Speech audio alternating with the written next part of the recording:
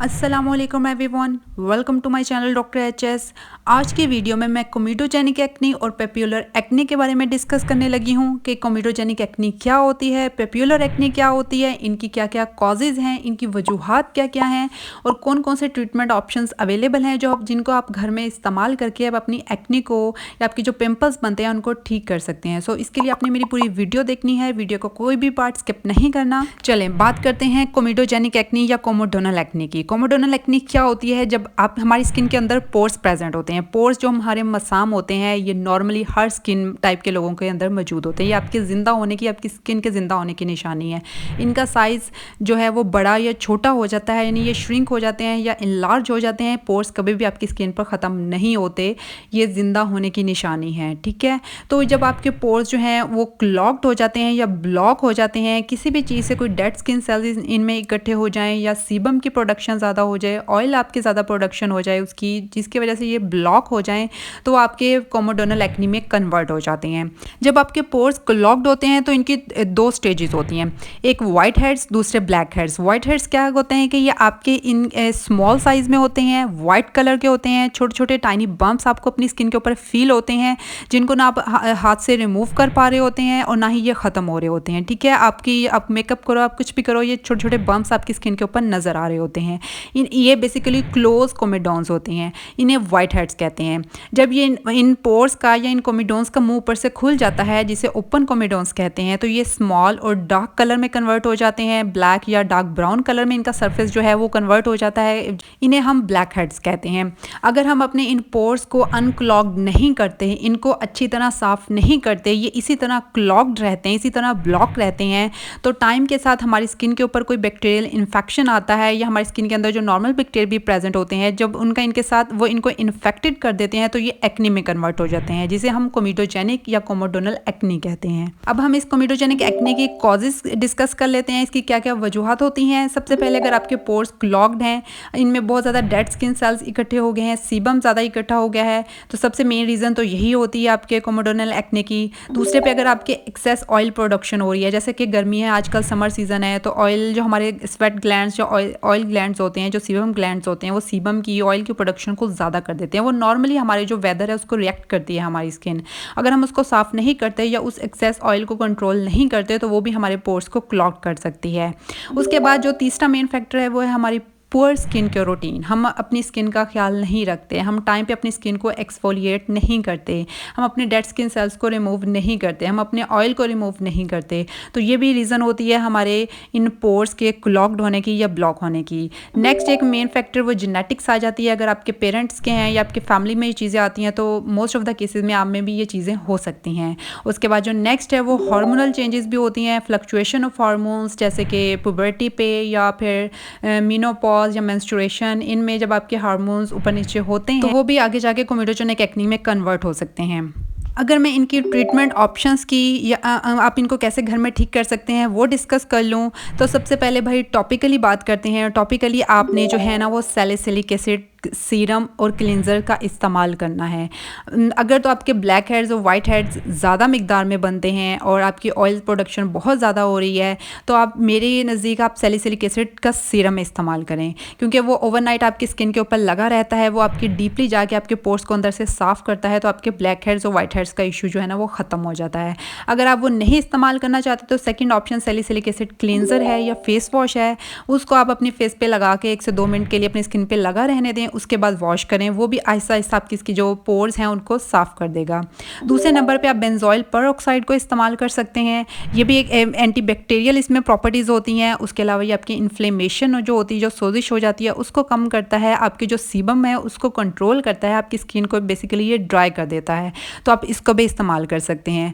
Number third point, अगर मैं तीसरा ऑप्शन डिस्कस करूँ तो आप टाइम पे अपनी स्किन को एक्सफोलिएट किया करें, केमिकल एक्सफोलिएटर्स यूज़ करें, फिजिकल नहीं करें, स्क्रब से अपनी स्किन को नहीं रगड़ना, केमिकल एक्सफोलिएटर्स यूज़ करें, जैसे कि सैलिसिलिक एसिड भी एक एक्सफोलिएशन में आता है, बीटा हाइड्रोक्सी एसिड है, आप जो है वो अल्फा हाइड्रोक्सी एसिड भी यूज़ कर सकते हैं अपनी स्किन टाइप के अकॉर्डिंग। उसके बाद अगर आपके फिर भी ये रिमूव नहीं हो रहे तो आप एक्सट्रैक्शन मेथड की तरफ जाएँ, जो कि आप किसी डर्माटोलॉजिस्ट को ही विजिट करके उसी से करवा सकते हैं। वो फिर आपको ओरल एंटीबायोटिक्स या ओरल जो भी ट्रीटमेंट दें या आपके जो भी प्रोसीजर्स करें वो आपकी स्किन को देख के ही आपके इसको ट्रीट करेंगे।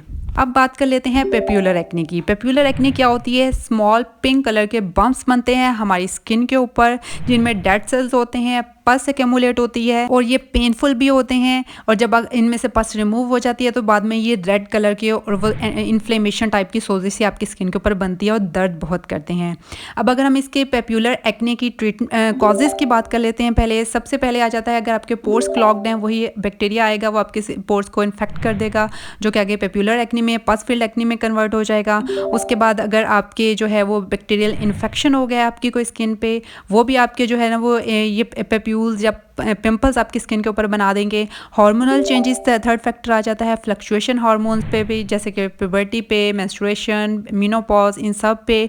उसके अलावा स्ट्रेस का बहुत बड़ा रोल है हमारी इस एक्नी में। अगर हमारी जो जब स्ट्रेस लेवल ज़्यादा होता है तो कोर्टिसोल हार्मोन वो ज़्यादा रिलीज़ होता है, जो कि हमारी इस एक्नी को ट्रिगर कर देता है। उसके बाद जेनेटिक्स आ जाते हैं। नेक्स्ट जो है हमारी ओरल मेडिकेशंस भी आ जाती हैं, जिसमें कि हम कॉर्टिकोस्टेरॉइड्स जो लोग ज़्यादा इस्तेमाल करते हैं या कोई एंटी डिप्रेसेंट्स इस्तेमाल करते हैं, ओरल कॉन्ट्रासेप्टिव पिल्स इस्तेमाल करते हैं, उन लोगों में भी ये पेप्यूलर एक्नी या पस फील्ड एक्नी ज़्यादा देखी गई है। उसके अलावा जो एक और फैक्टर है वो है हमारी डाइट। अगर हम डेयरी प्रोडक्ट्स का ज़्यादा इस्तेमाल करते हैं या रिफाइंड कार्बोहाइड्रेट्स ज़्यादा लेते हैं या शुगर का इंटेक, चीनी का इस्तेमाल, मीठी चीज़ों का इस्तेमाल ज़्यादा करते हैं, तो वो भी हमारी एक्नी को ट्रिगर कर देते हैं। ये सारे कॉजेज़ हैं, फैक्टर्स हैं पेप्यूलर एक्नी की। अगर अब हम इनके ट्रीटमेंट ऑप्शंस को डिस्कस कर लें तो नंबर 1 पे आता है बेंजोइल पेरोक्साइड। बेंजोइल पेरोक्साइड के आप फेस वॉश ज़रूर इस्तेमाल करें जिनके पास फील्ड एक्नी होती है, मॉर्निंग और इवनिंग दोनों रूटीन में।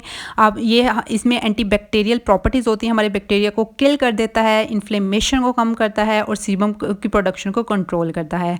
उसके अलावा आपने जो है वो डबल क्लींजिंग ज़रूर किया करनी है। आपकी किसी भी टाइप की एक्नी है, रात को अच्छी तरह मुँह ज़रूर धोया करें, क्योंकि हम लोग जो है वो मेकअप अच्छी तरह रिमूव नहीं करते, जो भी सन ब्लॉक सनस्क्रीन नहीं लगाया वो भी हमारे पोर्स को क्लॉग करते हैं, जो बाद में इन्फेक्ट होकर पेप्यूलर एक्नी में कन्वर्ट हो जाते हैं। तो आपकी चाहे कोमिडोजेनिक एक्नी है या पेप्यूलर एक्नी है, आपने जो है वो डबल क्लींजिंग ज़रूर किया करनी है। उसके बाद सेकंड पे आप एज़िलिक एसिड इस्तेमाल कर सकते हैं। एज़िलिक एसिड सीरम या फिर कोई क्रीम आप फार्मेसी से लेके उसको इस्तेमाल कर सकते हैं। एज़िलिक एसिड में भी anti bacterial, anti inflammatory properties होती हैं। उसके अलावा ये भी हमारे जो पोर्स होते हैं ना उसको साफ़ करता है। उसके बाद थर्ड पे आप आ जाते हैं, केमिकल पील्स इस्तेमाल कर सकते हैं, जिसमें कि AHAs भी आ जाते हैं, BHAs भी आ जाते हैं, अपनी स्किन टाइप के अकॉर्डिंगली। इन सब पे मैंने अलग से वीडियोस बनाई हुई हैं, आप मेरे चैनल पे ज़रूर देखें। उसके बाद लास्ट पे आ जाता है टॉपिकल रेटिनॉइड से इस्तेमाल कर सकते हैं, जो कि विटामिन A के डेरिवेटिव्स हैं। जब आप इनको अप्लाई करते हैं, जो आपकी ये डेड स्किन सेल्स को रिमूव करते हैं, सीबम प्रोडक्शन को कंट्रोल करते हैं, आपकी जो डेड स्किन सेल्स होते हैं ना उसको रिमूव करके जो आपकी न्यू सेल्स की ग्रोथ है उसको भी ज़्यादा करते हैं। तो टॉपिकल रेटिनॉइड्स का भी इस्तेमाल कर सकते हैं। उसके अलावा आप होम रेमेडीज़ की अगर हम बात कर लें तो आप टी ट्री ऑयल का इस्तेमाल कर सकते हैं, एलोवेरा जेल का इस्तेमाल कर सकते हैं। अपनी स्ट्रेस को कंट्रोल करें, स्ट्रेस मैनेजमेंट ज़रूर करें, क्योंकि वो भी एक इस एक्ने को ट्रिगर करने का एक मेजर फैक्टर है। उसके बाद अपनी स्किन केयर ट्रीटमेंट जो प्लान है उसको प्रॉपर एक स्किन केयर जो रूटीन्स हैं उसको फॉलो करें, क्योंकि अगर आप इस पस फील्ड एक्ने को कंट्रोल नहीं करेंगे तो ये इन्फेक्शन आपकी स्किन पे बढ़ता जाएगा और टाइम के साथ ये आपके जो स्किन की डीपली जो है ना वो आपके जाना शुरू हो जाएगा। जब ये डीपली जाएगा तो ये आपकी जो स्किन के अंदर कोलेजन है उसको खाना शुरू कर देता है। जब उसको खाता है तो हमारी स्किन के ऊपर एक्नी स्कार्स बन जाते हैं और फिर आप लोगों को पता है कि एक्नी स्कार्स की जो ट्रीटमेंट है ना काफ़ी मुश्किल होती है, काफ़ी टाइम टेकिंग होती है।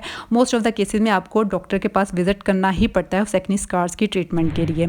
उसके अलावा आपने जब आपके ये पस फील्ड एक्नी हो, एक्टिव एक्नी हो, तो आपने कोई भी हार्श टोनर्स, केमिकल्स, कोई भी हार्श प्रोडक्ट इस्तेमाल नहीं करनी जो आपकी स्किन को मज़ीद इरीटेट करे, मज़ीद सुर्ख करे।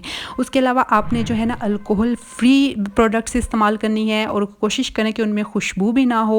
उसके अलावा आपने सन ब्लॉक सनस्क्रीन का ज़रूर इस्तेमाल करना है। UVA UVB रेस से अपने आप को स्किन को प्रोटेक्ट करें। और अगर आपकी एक्नी जो है वो फिर भी ठीक नहीं हो रही और बढ़ती जा रही है तो बगैर टाइम ज़ाया किए अपने डर्माटोलॉजिस्ट को विजिट करें। वो आपको ओरल एंटीबायोटिक्स देते हैं, ओरल रेटिनॉल्स देते हैं, जो भी देते हैं वो आपकी स्किन कंडीशन के अकॉर्डिंग देंगे, क्योंकि अगर आपने ठीक ना किया तो ये आपकी स्किन में फैलता जाएगा और आपके कोलेजन को भी ख़त्म कर देगा और फिर आपके स्कार्स की सूरत में आपके रिजल्ट सामने नज़र आएंगे। तो एक्टिव एक्नी वाले अपनी स्किन का बहुत ख्याल रखें। प्रोडक्ट्स रिकमेंडेशन की बात करूँ तो भाई मेरा चैनल भरा पड़ा है। मैंने बहुत सी जो प्रोडक्ट्स हैं उनके रिव्यूज़ किए हुए हैं, चाहे वो फेस वॉश हैं, क्लींजर्स हैं, सीरम्स हैं, मैंने सबकी रिव्यूज़ शेयर किए हुए हैं। हमारी लोकल इंटरनेशनल मैं कोशिश करती हूँ कि मैक्सिमम से मैक्सिमम यूज़ करके आप लोगों के साथ जो है ऑनेस्ट वाली रिव्यूज़ शेयर करूँ। तो आप मेरे चैनल पे सर्च करें, आपको हर चीज़ का जो है ना वो रिव्यूज़ में मिल जाएगा। आपको ये जो AHAs और BHAs हैं इनके बारे में भी हर चीज़ डिटेल से मिल जाएगी। उम्मीद करती हूँ कि आपको मेरी वीडियो अच्छी लगी होगी। अगर अच्छी लगी है तो इसको लाइक भी करें, दूसरों के साथ भी शेयर करें, मेरे चैनल को सब्सक्राइब ज़रूर करें। खुश रहें, खुश रखें, टेक केयर, अल्लाह हाफिज़।